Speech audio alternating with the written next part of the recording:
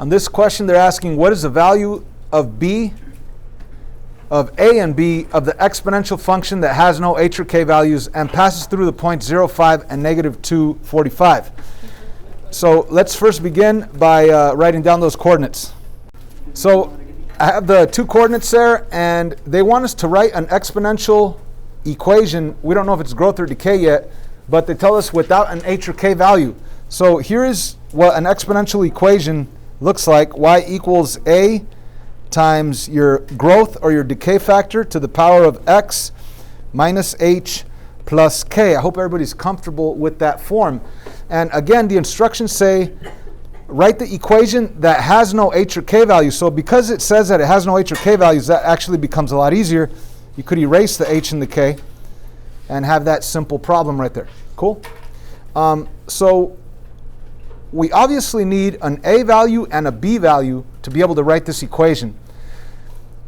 But they only give us what? They give us coordinates. And what is a coordinate? Really, it's an x and y value. So I'm going to take this first coordinate, x, y, and I'm going to plug in this 0 into this x right here. And then I'm going to plug in this 5 for the y. I'm going to plug it in right there where the y is at. So I really have 5 equals a times b, which I don't even know yet, to the power of x, and we said x is 0. And that's a beautiful thing because b to the 0 is really equal to what? 1. So you could just cancel it out because b to the 0 is 1, and you could think a times 1, that's just a. And so a equals 5, or we could say, let me write it the correct way, a equals 5 instead of 5 equals a. So that was pretty easy, right? And we got that from plugging in the first point. And now we have this a value of 5. We could plug it in right here where the a is at. So I'm going to rewrite my whole equation. Y equals, instead of a, I know it's 5, times b to the power of x. So if I got my a value using this first point, how am I going to get my b value? Using the second point, right? And the second point, again, has an x value and has a y value. So I'm going to take the y value of 45, and I'm going to put it right there where the y is at. I'm going to take the x value of negative 2 and put it over here where the x is at. So let me rewrite it. It's 45 equals 5 times b, which I still don't know what b is, to the power of x, which is negative 2. Yay? And now we could focus in just on this equation right here and solving for b. All right, so I need to get rid of things. I get rid of things by doing the opposite, the inverse operation. I have a 5 times. I don't want that multiplication of 5, so I'm going to divide by 5. What I do to one side, I do to the other side, divided by 5. 45 divided by 5 is 9, equaling b to the negative 2 power. Are you following me? Do you understand? Any questions? Now, wouldn't it be, a lot of people get confused right here because they're like, well, what do I do with this negative 2, right? And on my first video explanation, I went through a longer process by moving it to the other side, making it positive, multiplying both sides by b squared. It's a lot easier, or we could make it a lot easier than that.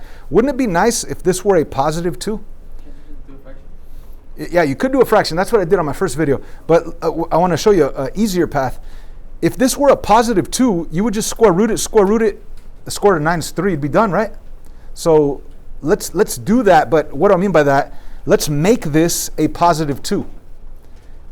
Because it's an equation, I can do whatever I want to this equation as long as I do it to both sides. So I know that a power to a power, you multiply. Yes? A power to a power, you multiply. So if I just magically put a power of negative 1 right there, I'm going to multiply them. It's going to become a positive 2. And we just said that would be nice if we had a positive 2. All I got to do is what I do to one side, I do to the other side. So put a power of negative 1 on the 9. Okay?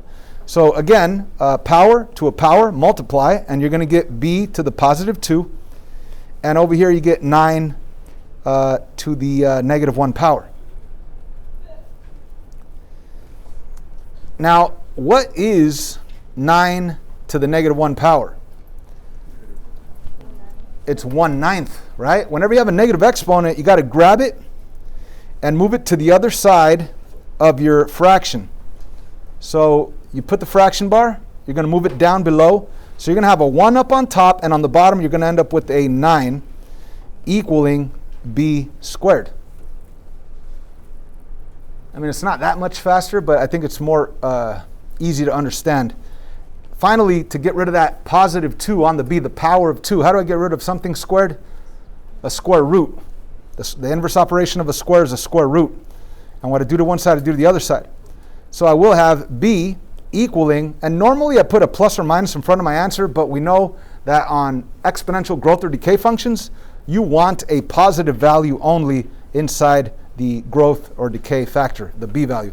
So I'm not going to put a plus or minus. But when I do separate the square root of 1, square root of 9, your final answer will become 1 over 3. So b equals 1 over 3. It is a lot of work, but I hope we understand what I just did. Now, the actual equation that passes through those 2 points would be written like this: y equals the a value of 5 times the b value of 1/3 to the power of x. That does not have an h or k, so that's the actual exponential decay function. Why do I call it decay? Because that ended up being a value less than 1. But the way they want you to type it in on quizzes, it says right here, please type in your answer with no spaces between your terms using a comma separating the a and the b. So this is how they want you to write it. A equals 5, comma, b equals 1/3. 1 divided by 3, 1/3. Okay? Any questions on this? No? You guys understand it? Okay, good. So I'll post this online so you guys could have that explanation to that one question that wasn't there.